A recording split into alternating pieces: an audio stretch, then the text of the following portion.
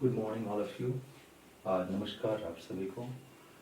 आज के सेक्शन में हम एक ऐसी योजना को पढ़ने जा रहे हैं जो हमारे जीएस प्रीलिम्स और मेंस से संबंधित है। So it is all about the planning and the execution of planning for prelims and mains GS geography. आमतौर पे जब हम जीएस को शुरू करते हैं, जनरल स्टडी आप कहें, जनरल स्टडी या सामान्य भाषा में कहें सामान्य अध्ययन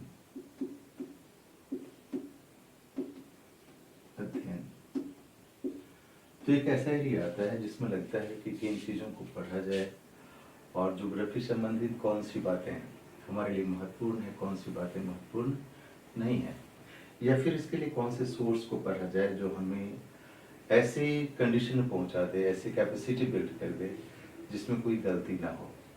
आपके प्रीलिम सेक्शन का और मेंस सेक्शन का एरिया जो कुछ भी आपको पूछा जा सकता है उसको डिस्कस करना इस इंट्रोडक्शन क्लास का उद्देश्य है। आप इसको अच्छे समझें। सबसे पहले मैं बता दूं कि जो ज्योग्राफी जीएस है या ऑप्शनल है वो सभी बेस ऑफ ज्योग्राफी से शुरू होता है।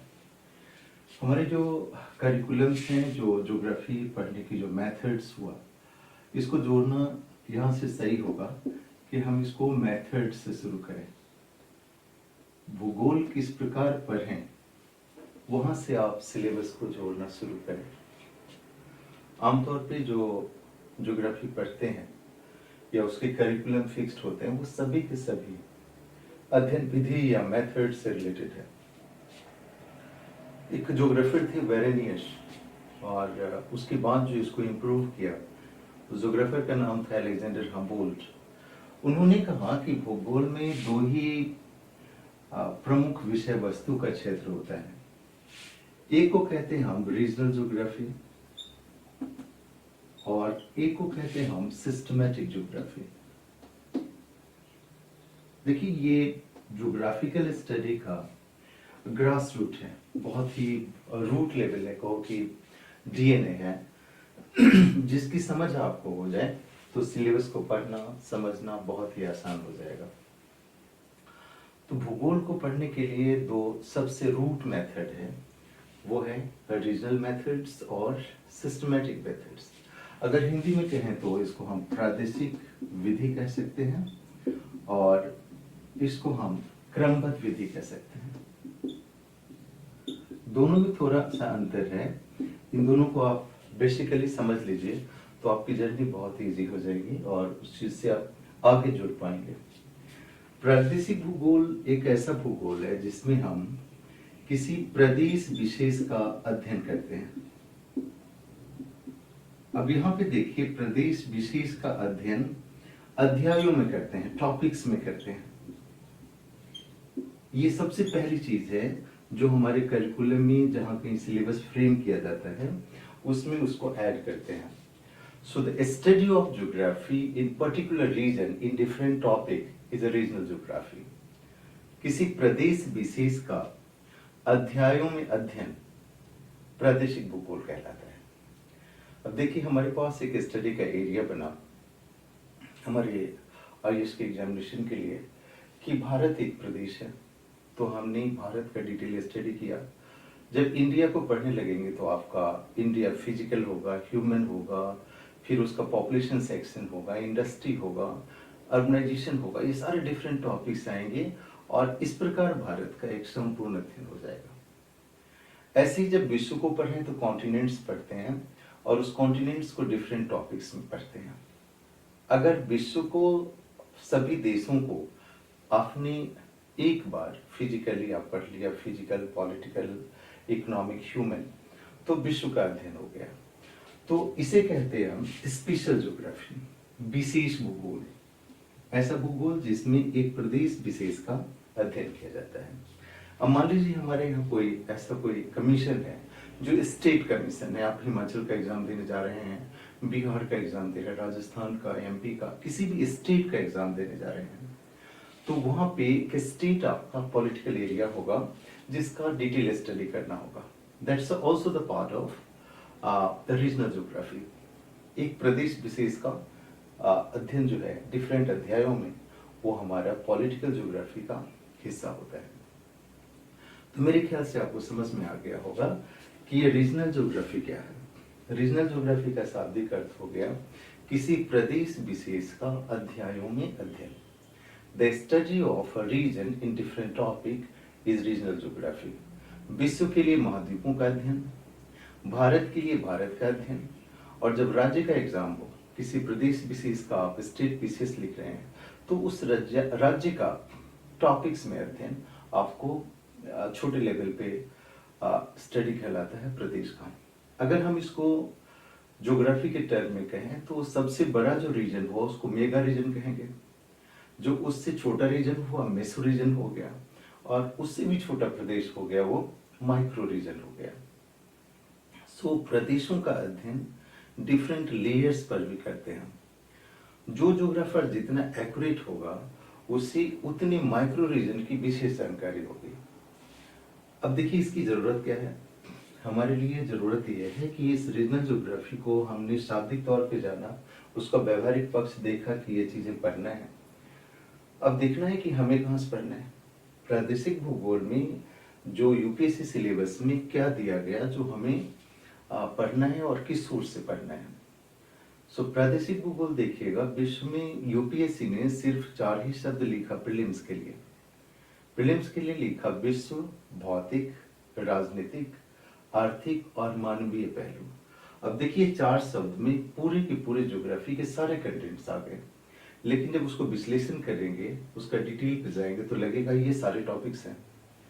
यहाँ पे देखिए जो हमारे यहाँ करिकुलम बनाया जाता है, बच्चे को पढ़ाते हैं हम यूनिवर्सिटी लेवल पे, क्लास 6 से लेके ग्रेजुएशन लेवल पे, तो इस प्रादेशिक भूगोल का सिलेबस कंटिन्यूअस प्रोसेस में आता है। देखिए क्लास 6 से लेके 8 तक सभी बच्चों को, जितने भी सिस्टम है हमारे यहाँ सीबीएसई, स्टेट और आईसीएसई, सभी सिलेबस में कॉन्टिनेंट्स पढ़ा दिया जाता है।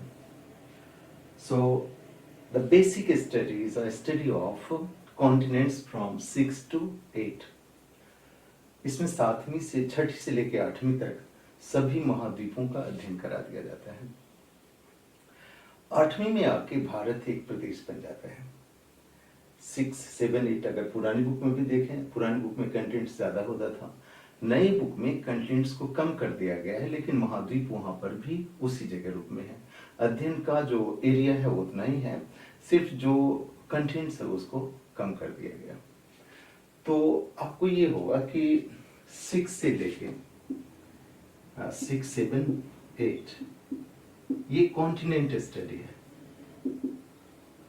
ये महाद्वीप का अध्ययन है, जिसको पहले की दुनिया में कहते थे land and people, land and people. अब देखिए लैंड एंड पीपल की अब उतनी जरूरत नहीं रह गई।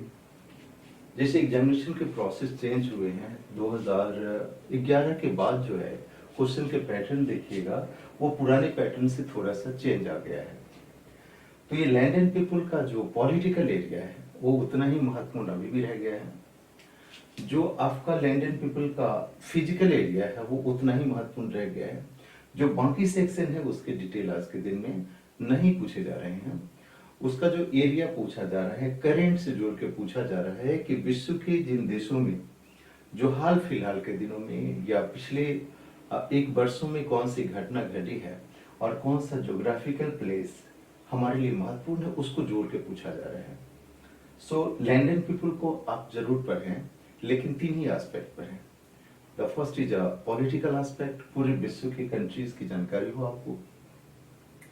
विश्व की जो फिजिकल एस्पेक्ट है, जो भौतिक स्वरूप है, माउंटेन्स, प्लेटोज, प्लेन और डिजर्ट से सारे जो लोकेशन आते हैं, फिजिकल एस्पेक्ट, क्लाइमेटिक कंडीशन, वो उसको पढ़ें और करेंट से रिलेटेड जो चीजें हैं उस टॉपिक में जोड़ दें, तो आपको मैप लोकेशन से सभी क्वेश्चन बन जाएगा, उससे कोई गलती नहीं होगी, या बल्कि आपका इंटरेस्ट जनरेट होगा। जो अन्य सब्जेक्ट में भी, जैसे आईआर पढ़ना है, आपको हिस्ट्री पढ़ना है, वहां पर भी ये मदद करेगा।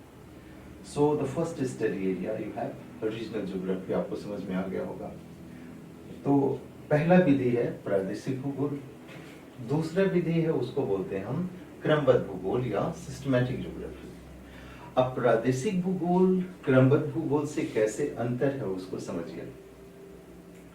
इसका है जैसे हमने कहा प्रदेश विशेष का अध्ययन अध्यायों में, वहां पे कहा, यहां कहा the study of geographical phenomena और geographical topics in reference to the world.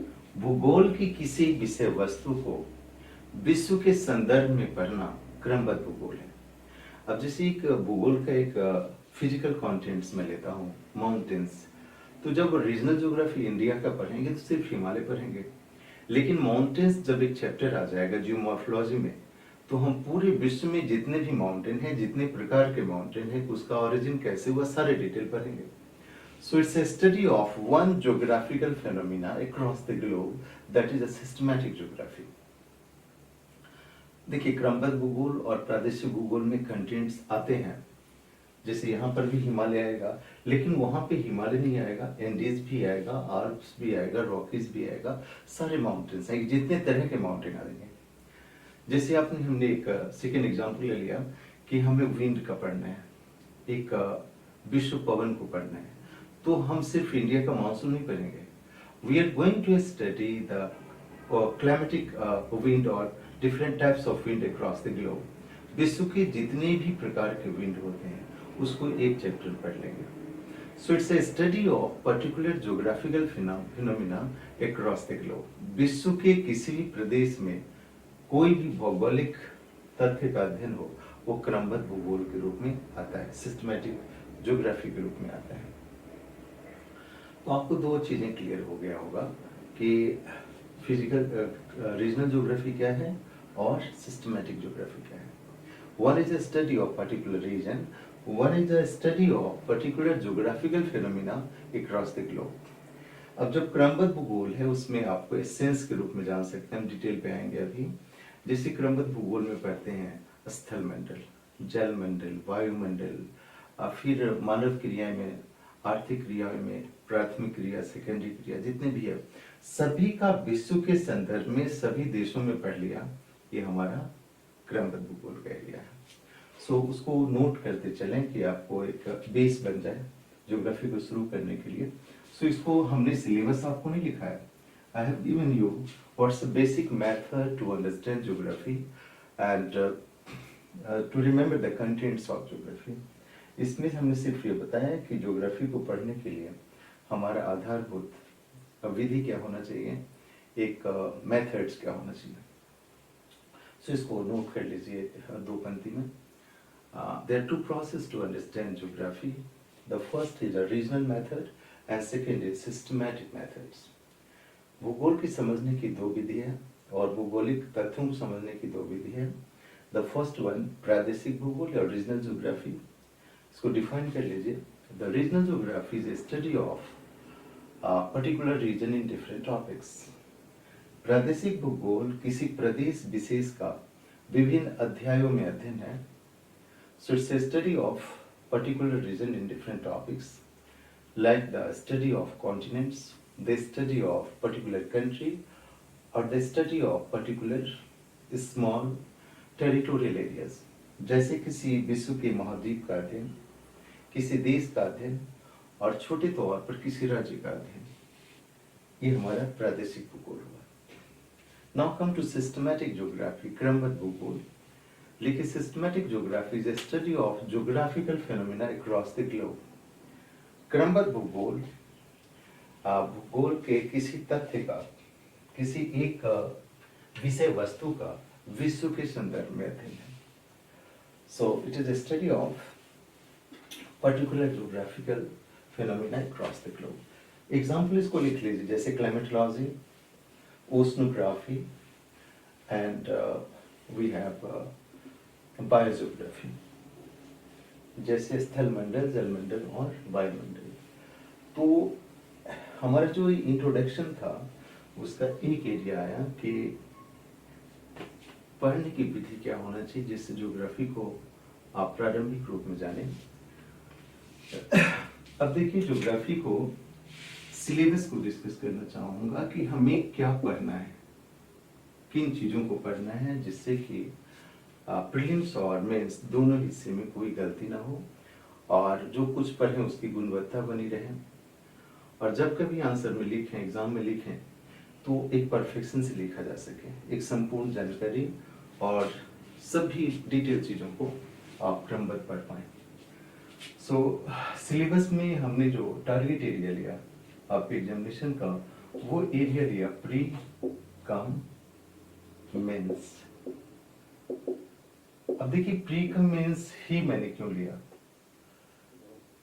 प्रारंभिक सह मुख्य परीक्षा दोनों के सिलेबस को एक साथ मैंने क्यों लिया। देखिए ज्योग्राफी में जो मेंस की तैयारी कर लेता है उससे प्रीलिम्स की तैयारी खुद ही हो जाती है, सारे डिटेल स्टडी हो जाते हैं।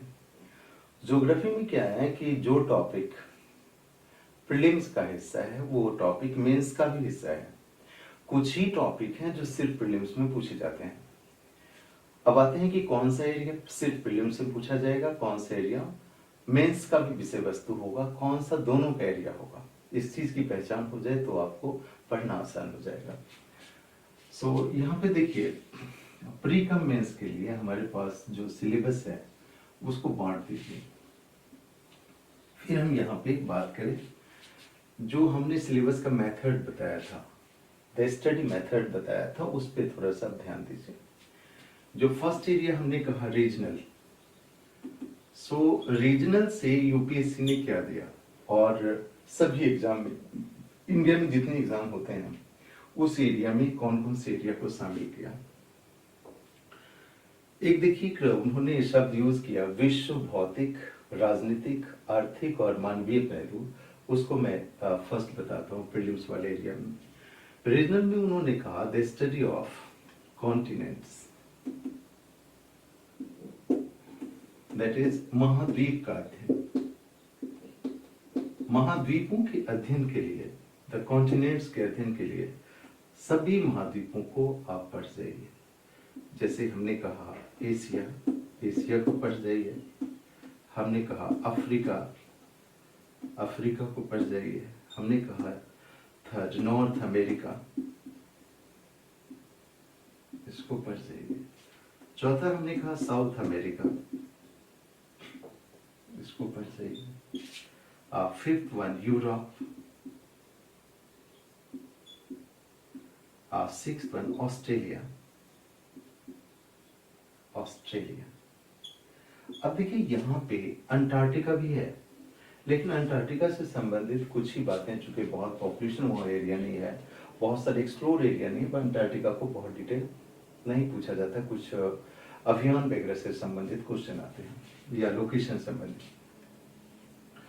तो ये स्टडी आपके सिलेबस का ए सेक्शन है।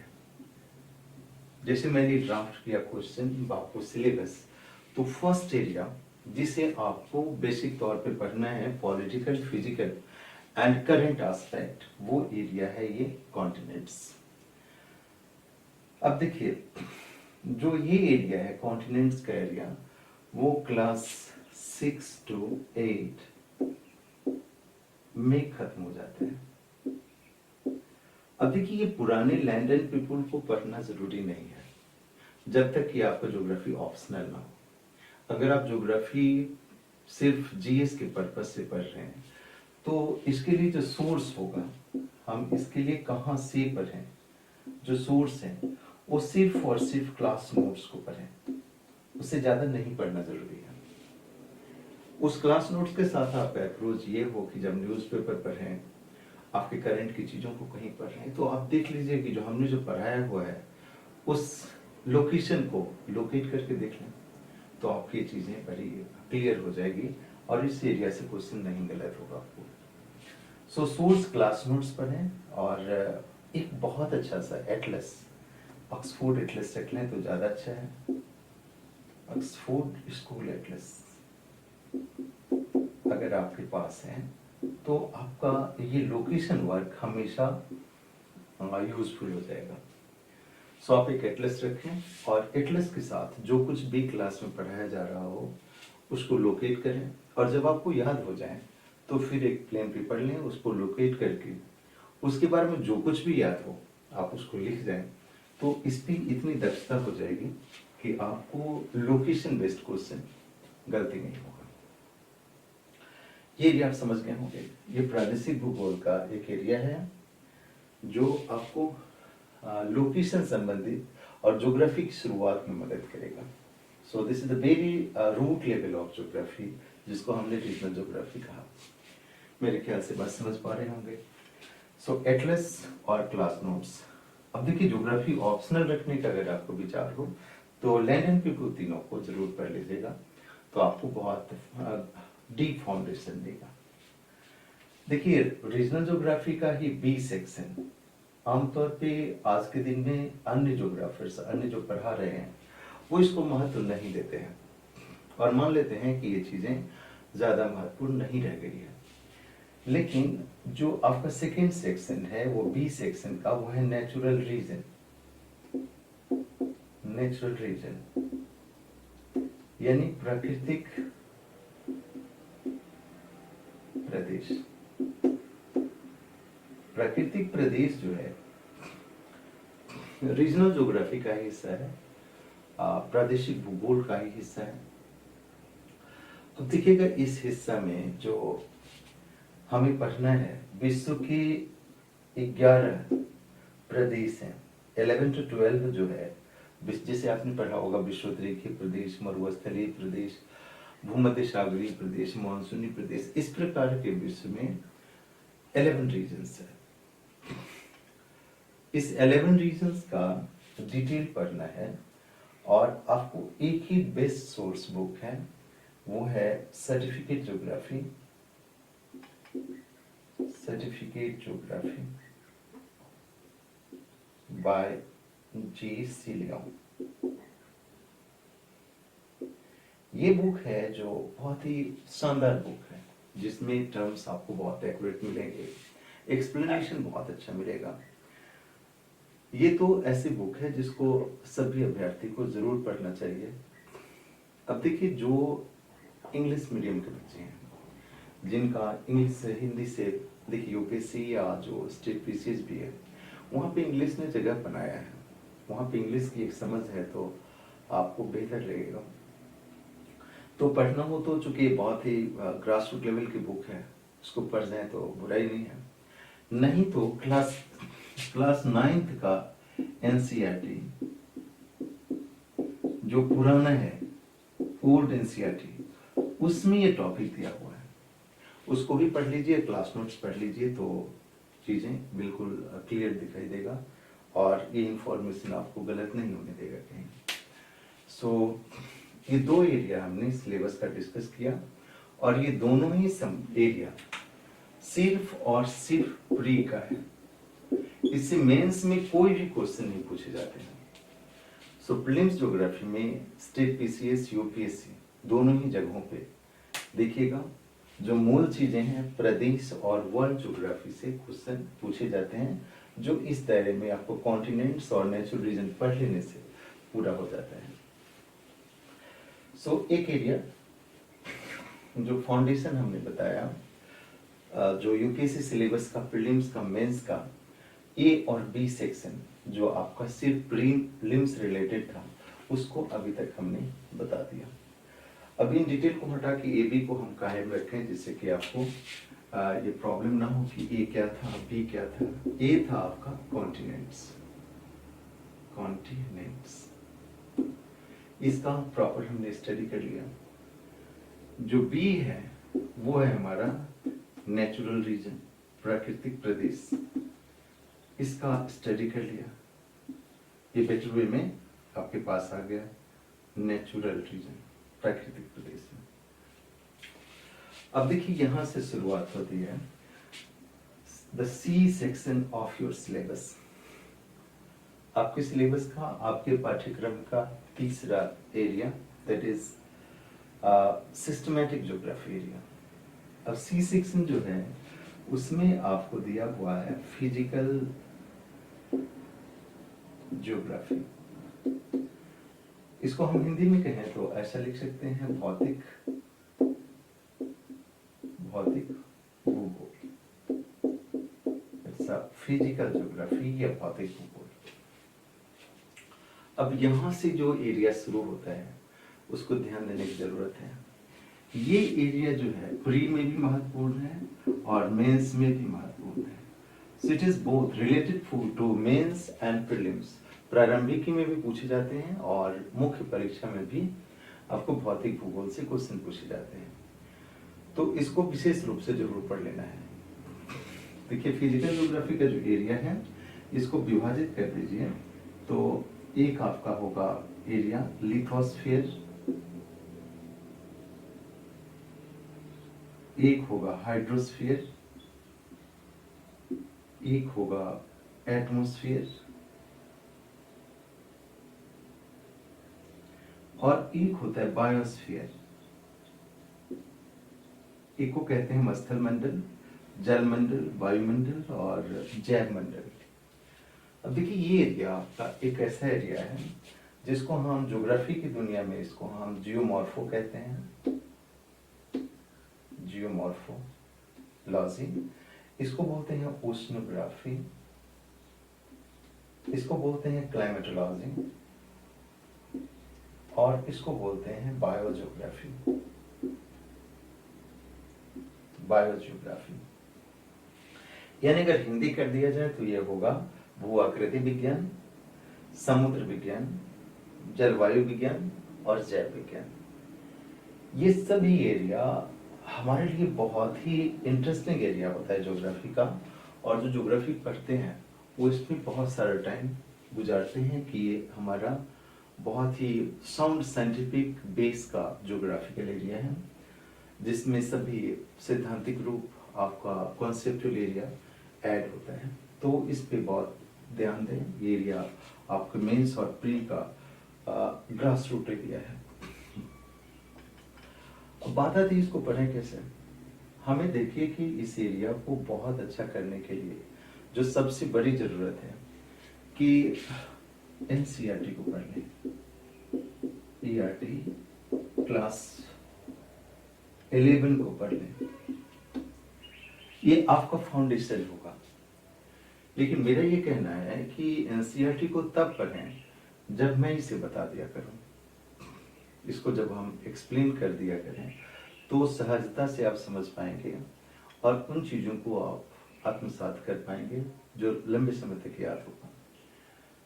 पहले पढ़ने से क्या होता है कि जो इमेज आपका बनता है उस पर मैं इमेज बनाने की कोशिश करता हूँ, फिर दोनों ब्लर हो जाता है। बहुत ही ऐसा हो जाता है कि वो चीजें फिर एक बेहतर कॉन्सेप्ट के रूप में नहीं जाता है, या फिर हर एक जगह आपको कंफ्यूजन क्रिएट करता है।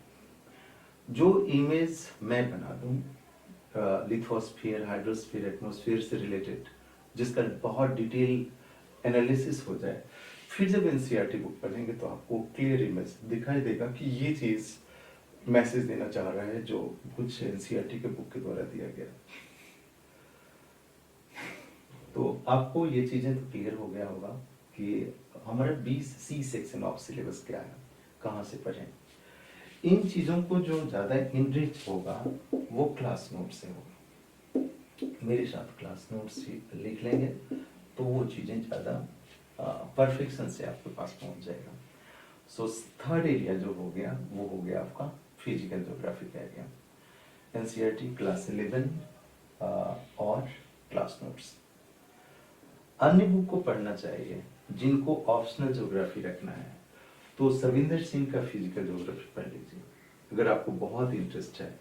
देखिए मैंने हमेशा से कहा है कि यूपीएससी और स्टेट पीसीएस एग्जामिनेशन में वो बच्चे ज़्यादा आसानी से पास करते हैं जो कुछ कम ही बुक को बहुत ही डेप्थ से समझते हैं। आमतौर पे होता ये है कि हम एक ही बुक को नहीं समझते हैं, वो हमें परेशानी होती है और इसके संदर्भ में हम डिफरेंट बुक्स पे घूमते होते हैं। एक दूसरा बुक निकाल लिया, फिर तीसरा निकाल लिया और सेम कंटेंट्स को नहीं समझ पाते हैं। जरूरी ये है कि एक ही बुक को आप, जो एक मानक बुक है, स्टैंडर्ड बुक है, उसको आप बहुत ही डिटेल पढ़ें और हर एक चीज़ को डायग्राम्स के थ्रू और मैप्स के थ्रू आप याद करने की कोशिश करें। तो मैं फिर इससे लिख दूं कि जो तीसरा सेक्शन था वो भौतिक भूगोल था। ये हमारे सिलेबस का तीसरा एरिया हो गया दैट इज फिजिकल ज्योग्राफी। अब देखिए जो चौथा एरिया है, जो महत्वपूर्ण एरिया है, चौथा भी ज्यादा महत्वपूर्ण एरिया है, वो है हमारा संसाधन भूगोल। संसाधन दैट इज रिसोर्स। देखिए मेंस के सिलेबस में आपको आमतौर पे ये पूछा जाता है, ध्यान दीजिएगा, कि संसाधन भूगोल में जो साउथ एशिया है, पश्चिम एशिया है और एशियन कंट्रीज के रिसोर्स को ज्यादा महत्व दिया गया, तो रिसोर्स को आप यहाँ से पढ़ लेंगे। अब रिसोर्स ज्योग्राफी पढ़ने के लिए जो बुक है वो स्टैंडर्ड बुक हमें नजर नहीं आता। ऐसा बुक नजर नहीं आता कि आपको एक बार उसको पढ़ा और एग्जामिनेशन के लिए वो तैयार हो गया हो। एक बुक पुरानी सी बुक है, वो है लियोंग एंड मॉर्गन की, लियोंग एंड मॉर्गन की बुक है human and economic geography, English में है। उस चीज को आप पढ़ सकते हैं वहां से। अदरवाइज क्लास नोट्स जो है वो आपको, इन चीजों को मैं क्लास में लिखा दूंगा, वो आपके सारे कंटेंट्स को पूरा कर देगा। सो रिसोर्स ज्योग्राफी की बातें हो गई। C section. अब जो डी सेक्शन है वो महत्वपूर्ण एरिया है, जो सम ऑफ द फिजिकल डिजास्टर्स, वो है प्राकृतिक भौतिक आपदाएं, भौतिक आपदाएं। अब देखिए यहाँ पे जो महत्वपूर्ण एरिया है, ध्यान देने की बात है, डिजास्टर हमें थर्ड पेपर में भी पढ़ना है, नेक्स्ट पेपर में भी पढ़ना है, वहाँ प्रबंधन पढ़ना है, डिजास्टर मैनेजमेंट पढ़ना है। जब फर्स्ट पेपर की बात करेंगे कि हमारे पास कितने फिजिकल डिजास्टर का एरिया आता है, जैसे क्लाइमेटिक डिजास्टर हो गया, वो साइक्लोन हो गया, ड्रॉट हो गया, फ्लड हो गया, जियोलॉजिकल डिजास्टर हो गया, सुनामीज हो गए, वोल्केनिक इरप्शन हो गया, अर्थक्वेक हो गया। इन चीजों का बेसिक स्टडी आपका ये फिजिकल डिजास्टर का जो सेक्शन ई है आपके सिलेबस का, वो आता है। अगर इसको पूरा कर लिया जाए तो इससे संबंधित प्रश्न विश्व के संदर्भ में और भारत के संदर्भ में लिख पाएंगे। तो ये एरिया है, इसको हम पूरा करेंगे या आगे नोट से पूरा करेंगे, क्लास नोट से पूरा कर लेंगे। अब देखिए सिलेबस का आखिरी हिस्सा, द लास्ट सेक्शन, जिसको हम एफ सेक्शन कह सकते हैं, मैं यहाँ से ही ले लूँ, इसको अंदर करते हैं, ये area F area. F area को मैं फिर से आपको एक्सप्लेन कर रहा हूँ। द लास्ट एरिया ज्योग्राफी का, इंडिया का, वो है इंडियन ज्योग्राफी। अब देखो इंडियन ज्योग्राफी, भारत का भूगोल को हमने लास्ट में क्यों लाया? लास्ट में इसलिए लाया है कि हमने जितनी इस सेक्शन को विश्व के संदर्भ में पढ़ा है उसी भारत के संदर्भ में पढ़ लेना है। So we are to study all the aspect of regional topics in world topic, systematic topic in India. So देखिएगा भारत में जो एरिया है, इसके एरिया को 3 भाग में बांट दीजिए, एक फिजिकल इंडिया, एक ह्यूमन इंडिया और इकोनॉमिक इंडिया। भारत का भौतिक एरिया, भारत का मानवीय पक्ष और भारत का आर्थिक पक्ष। इसके लिए जो है क्लास 11 का ही और क्लास 12 का एनसीईआरटी बुक पर है, ईआरटी बुक पर है। अब देखिए एक चीज मैं यहाँ बताना चाहूंगा कि एनसीईआरटी बुक आपका प्रारंभिक फाउंडेशन है, ये संपूर्णता कभी नहीं है। आपको ज्योग्राफी के जितने आधारभूत पक्ष हैं उसका जो है आपका एक फाउंडेशन दे देता है। सो एनसीईआरटी जो है एक रेफरेंस फाउंडेशन है, लेकिन उसका जो एक डिटेल स्टडी है वो क्लास नोट से मिलता है, या फिर बड़ी एडवांस बुक पढ़ते हैं तो उसकी समझ विकसित होती है। तो इस प्रकार जो है क्लास नोट्स प्लस एनसीईआरटी जो है आपको इस पूरे कंटेंट्स को, डिटेल को हम बता देता है, जिससे कि एग्जामिनेशन संबंधित जितने भी क्वेरीज हैं, जितने ही सेक्शन के क्वेश्चन पूछे जा सकते हैं, वो आप इससे कर सकते हैं। अब देखिए प्लानिंग मैं बताता हूँ कि इस एरिया में हम लोग कैसे अचीव कर सकते हैं। ये प्रीलिम्स का, मेंस का सिलेबस जो हमने अभी डिस्कस किया, प्री कमेंस दोनों का सिलेबस, इस सिलेबस को करने में कम से कम 80 आवर्स लगते हैं, 80 to 90 आवर्स लगते हैं कहीं तो। सो इस एरिया में पहले क्या है कि क्लास डिस्कशन हो जाए, क्लास डिस्कस कर लिया आपने, सेकेंड एरिया में मेरे साथ नोट्स बना लिया। ये काम जो है फर्स्ट प्रोसेस है, पहले क्रम में हम ये काम कर लेंगे। So during completion of syllabus we'll study all the topics in 80 to 90 hours, and after that we prepare a quality notes for all the explanation of geographical phenomena and regional phenomena। प्रादेशिक रूप से और विश्व के संदर्भ में जितने भी ज्योग्राफिकल तथ्य हैं उन सभी का विश्लेषण हो जाएगा। Then comes it's the first phase, phase 1 of preparation, पहला फेज, इसको टाइम दीजिए। Then go for the second phase। Second phase ये है, कभी कभी क्या होता है कि पूरे ज्योग्राफी के सेक्शन आपको याद नहीं होते हैं, एक टॉपिक याद होता है, एक टॉपिक को एक दिन में पढ़ते हैं और उससे संबंधित क्वेश्चन करते हैं। तो सेकेंड फेज में क्या कीजिए, टॉपिक वाइज क्वेश्चन सॉल्व कीजिए, राइट। जो हमारे ऑनलाइन कोर्स या फिर हमारे जो डिस्कशन में आएगा उसमें हर एक टॉपिक से, जो टॉपिक छोटा है उसमें 10 से 15 क्वेश्चन और जो बड़ा टॉपिक है उसमें 20 से 25 क्वेश्चन, अगर उसमें से ऑब्जेक्टिव तौर पे सॉल्व कर लिया जाए तो फिर हमारी गलती बहुत ही मिनिमाइज हो जाता है। तीसरी बात जो सबसे महत्वपूर्ण बात बता रहा हूं कि इस क्वेश्चन को सॉल्व करने में राइट अबाउट ऑल 4 ऑप्शन। अब यहां पे ध्यान दीजिए कि ये शब्द हमने क्यों यूज किया। सपोज हमने 10 ही क्वेश्चन बनाए और 10 क्वेश्चन का 4 ऑप्शन एक ऑब्जेक्टिव क्वेश्चन का आता है और आपने चारों ही ऑप्शन के बारे में 20 वर्ड्स लिख लिए, तो आपने 10 क्वेश्चन नहीं बनाए, 40 क्वेश्चन बनाए और इस प्रकार उस चैप्टर का सभी पहलू, सभी एस्पेक्ट बहुत ही क्लियरिटी से आपके एक कॉन्सेप्ट में डेवलप हो जाता है। दूसरी चीज, हम जितना भी क्वेश्चन सॉल्व करते हैं हमारा उस कंटेंट्स पे, उस विषय वस्तु पे बहुत ही कंट्रोल होता है, एक नियंत्रण होता है कि हम उससे संबंधित जो भी बातें हों उसको हम बेहतर से बता सकते हैं। सो ये एरिया हो गया थर्ड फेज।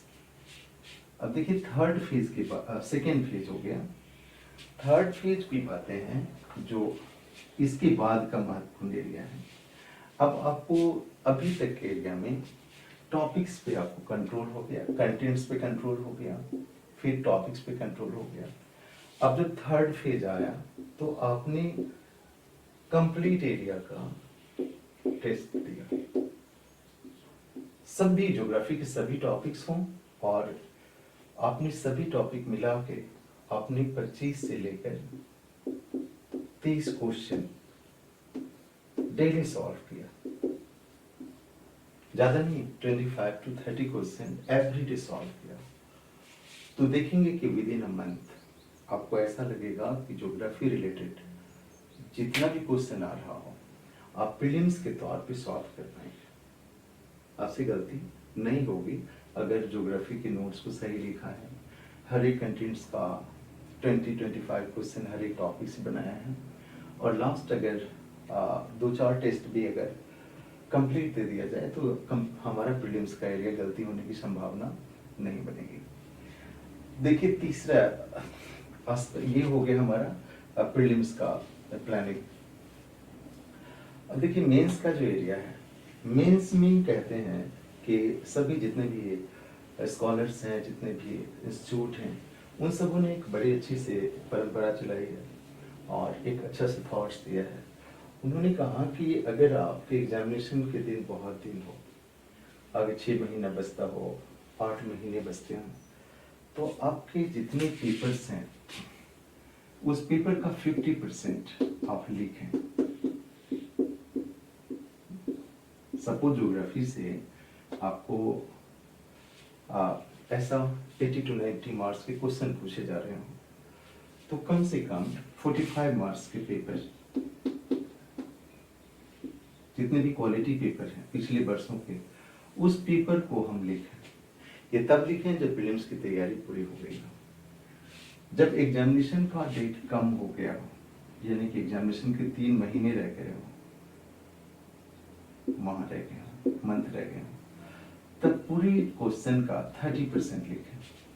जैसे 90 मार्क्स का पेपर आ रहा हो, आपने 30 मार्क्स का पेपर डेली लिखा हो उस सेक्शन का, तो फिर वो आपके एरर्स के चांस को कम कर दिया जाएगा, कम हो जाएगा। फिर आपके उस चीज़ पे इतनी पकड़ होगी कि फिर जितने भी लेवल के क्वेश्चन पूछे गए हों वो आपको क्लियर हो जाएगा। और भी महत्वपूर्ण बात यह है कि इन क्वेश्चन को लिखने में प्रीवियस ईयर के पेपर को लिखें। अब प्रीवियस ईयर पेपर को लिखने और अपने को इवेल्युएट करने में प्रॉब्लम आता है। आप उन क्वेश्चनों को, जितने भी पेपर हैं, उसको आप वही लिखेंगे जो आप हमेशा से लिखते रहे हैं, चाहे आपका फर्स्ट अटेम्प्ट हो, सेकेंड अटेम्प्ट हो, जब भी मेंस का होता है। तो प्रीवियस ईयर के पेपर या टेस्ट सीरीज है, टेस्ट सीरीज है, इसमें आपका मूल्यांकन जरूरी है, आपका इवैल्यूएशन जरूरी है। इस इवैल्यूएशन में